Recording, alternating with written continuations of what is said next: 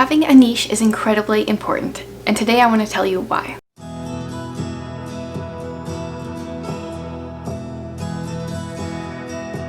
Hi guys, I'm Chantel and welcome back to my channel, and today we're gonna talk about why having a niche is so important. Now, first of all, is it niche or is it niche?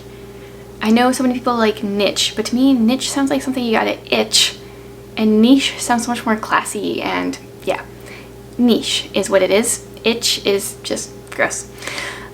So now that I got that straightened out, let's get into the real stuff. So I 100% think that choosing a niche can be incredibly difficult.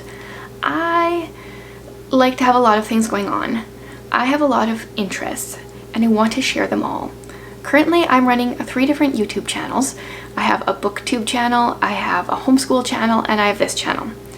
And I have another one I'd really like to start. And I have 2 different websites that are really going on right now. One that's kind of like fizzling out, a new one that I'm starting. I have a problem. So if you have trouble choosing a niche, what you should be sharing online, you are in the right spot, because I have learned over the years a few different things and I want to share them. I have tried a wide variety of things over the years. I have tried having one site where all my stuff is, and I have tried having separate sites. And I can tell you right now that keeping things separate and having different niches is a lot better than just having an overall brand, I guess, and then having everything underneath there. Because, oh man, we're gonna get into the because. First of all, it's helpful because it lets your followers know what they're there for, what you're going to be sharing.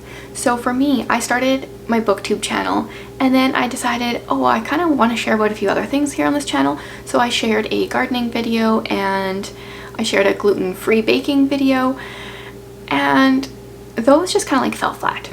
Now, I totally think they could have their place and they could do well, but my audience was there for books, so they weren't really interested in the other stuff. So it's good for your audience to know right off the bat what you're going to be sharing on your platform, whether that's YouTube, whether that's your blog, whether that's Instagram.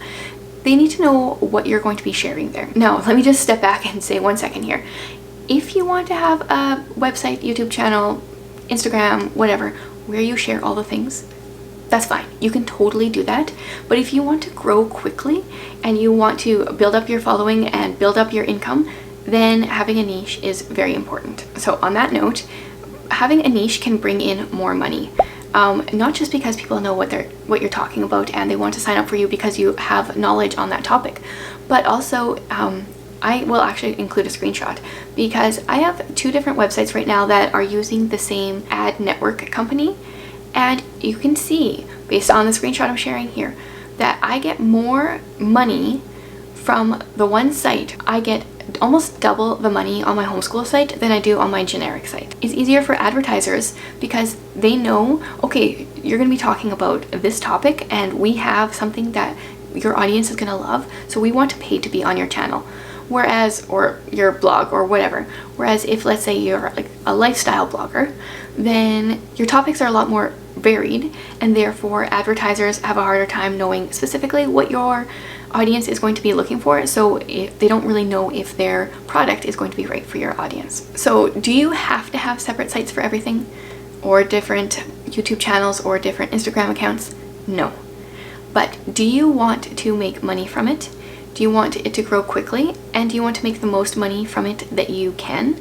If the answer to one or all of those questions is yes, then I think it's really important to separate things and be niche on the platforms that you are. Now, that's not to say you can't share something that you've done on one site with your other site. Like, I do that often. I will reference what I'm doing on one of my YouTube channels on my other one, or my newsletter for one site, then I'll mention something I'm doing on the other site.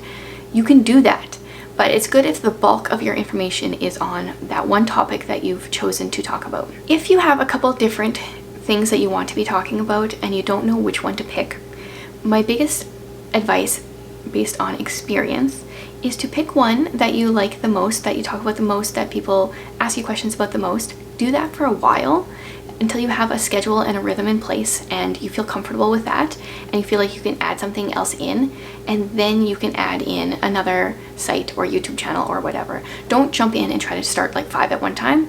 That's not going to work. You're going to get overwhelmed really quickly.